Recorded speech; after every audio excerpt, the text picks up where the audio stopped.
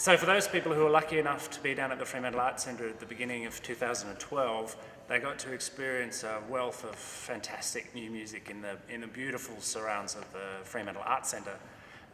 Under the banner of Soft Soft Loud, Matthew Hoy from the National Academy programs a very sort of eclectic and interesting mix of new and not so new music.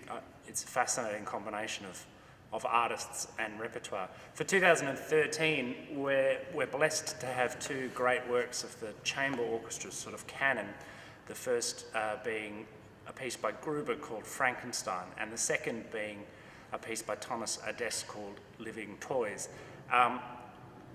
What is particularly interesting about this next program is that James Clayton, the West Australian baritone, is coming in to sing in the Gruber, and we're lucky enough to have James Ledger, world famous Australian composer, to conduct. So we've got James here, and I want him to tell me a little bit about the Gruber if he can.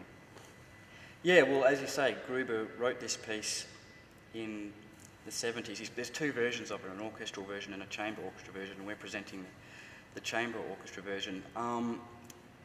The interesting thing, I suppose, about it is the amount of toy instruments that are in it.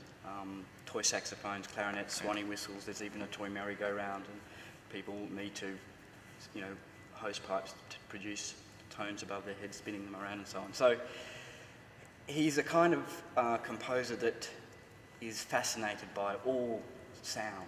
He doesn't prescribe to any dogmatic compositional style. He just embraces everything and pours it into this great big soup, if you like. It's a very interesting piece, and it's got this text, and as you mentioned, James Clayton is singing, but he's not only just singing, he's shouting, he's speaking, whispering, and shouting, yeah, it's based on these texts by a friend of his called H.C. Artman, and they're nursery rhymes, modern nursery rhymes, and we have influences from Superman pops up, Frankenstein obviously, James Bond and Goldfinger are in there, and so it's got this big influence from popular culture. Right. When preparing repertoire like this and you're standing in front of a group of musicians playing traditional instruments, the sort of way you rehearse and the way that you direct an ensemble like that has been established over a long period of time. What are the types of things that you're going to have to deal with when you're rehearsing an ensemble that has traditional instruments as well as all the novelty instruments? You have to be prepared for things to sound wrong or out of tune and funny and make sounds that you're not expecting. So as long as you embrace that rather than shy away from it, and I think your point's a good one. I think modern orchestras are so used to playing what is in front of them and playing exactly that, and the art of that job is to get as much detail from the page out into the performance. But when you've got toy instruments, sure, there's going to be a level of silliness, if you like, and I think that should be embraced rather than shied away from. I mean, they make funny sounds. And then we get into the Thomas Adès piece. He'd written this actually for his masters. Yeah. It was at Cambridge, wasn't it? Yeah, he was 23 or something. He was 23 when he wrote it. And people might know Thomas Adès because he wrote an opera which had some controversy in it called Powder Her Face, which had some fairly explicit scenes. He's become a bit of a kind of bad boy of the composing world, really, hasn't he? As I say, he was 23 when he sort of burst onto the scene, and he got published at a young age, and his technical proficiency at instrumental writing from such an early age was just astounding.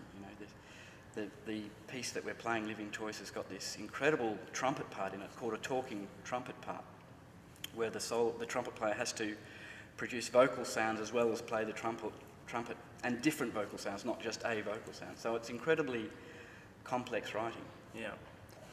And then let's talk a little bit about the environment in which these are going to be performed, because the great thing about the Fremantle Arts Centre is that it's in the Inner Courtyard of the Fremantle Arts Centre.